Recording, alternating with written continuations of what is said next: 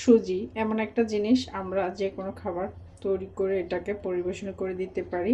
এটা লুচি পরোটার সাথে কিন্তু খেতে মজা, এমনিতেও খাওয়া যায়। এখানে আমি কিছুটা পরিমাণ ঘি আর একটু গরম মশলা মানে দারচিনি এলাচি দিলাম, একটু তেজপাতা দিয়ে এখন একটু সুজিটাকে একটু ভুনে নিতে হবে।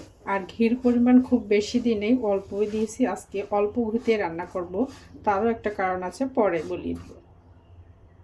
ঘিটা বেশ গরম হওয়ার পরে দিয়েছিলাম, কিন্তু সুজিটা ভাজতে বেশ টাইম লাগলো না, অল্প টাইমে ভাজা হয়ে গেছে। আর এখন আমি দিয়ে দিচ্ছি জাল করা ঘন দুধ,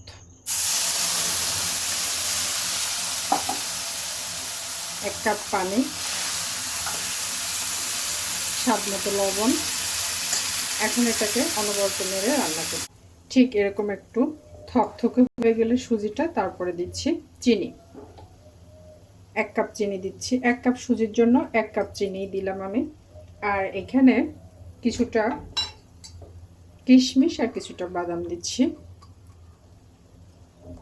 এখন আরও কিছুক্ষণ রান্না করে নেব। আর এইখানে আমি কিন্তু ঘি আজকে বেশি ব্যবহার না করার একটা অর্থ হচ্ছে, এখানে আমি দুধটাকে বেশ ঘন করে জাল করেছিলাম, তার জন্য দুধের ভিতর থেকে এক ধরনের মিষ্টি ভাব আসবে, একটা ফ্লেভার আসবে। এই ক্ষেত্রে কিন্তু বেশ মজা হবে, তাই আমি একটু করে ঘি কম দিয়েছি।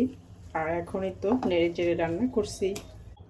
চিনিটা দেওয়ার পরে কিন্তু এই যে আরও খানিকটা নরম হয়ে গেছে। এখন নেড়ে চেড়ে, আপনি যেরকম খেতে চান রান্না করতে হবে সেভাবে। আপনি যদি শক্ত খেতে চান তাহলে সেই ক্ষেত্রে নেড়ে নেড়ে রান্না করতে হবে। আর চাইলে এভাবেও কিন্তু নামিয়ে নেওয়া যায়, সেক্ষেত্রে রুটি পরোটার সাথে খেতে বেশ মজাই লাগে।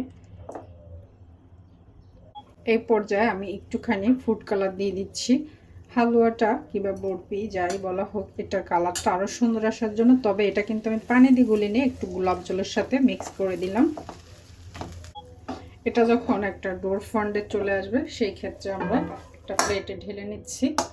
আর এটাকে শেপ করে নিতে হবে। এখন তৈরি হয়ে গেল হালুয়া বরফি। এটা কিন্তু ভীষণ মজার, তার কারণ এখানে ঘন করা দুধ দেওয়া হয়েছে, সেই ক্ষেত্রেই মজাটা বেশি হবে। আর ঘি কম, তাতে কিন্তু কোনো প্রবলেম নাই। একটু ঠান্ডা হলেই আমি এটাকে তুলে নিতে পারবো। আর এই পর্যায়ে তুলতে গেলে হয়তো ভেঙে যেতে পারে, তা এই পর্যায়ে তোলা যাবে না, একটু ঠান্ডা হওয়ার পর তুলে নিতে হবে। রেসিপি ভালো লাগলে অবশ্যই লাইক কমেন্ট শেয়ার করে পাশে থাকবেন সবাই। আল্লাহ হাফেজ।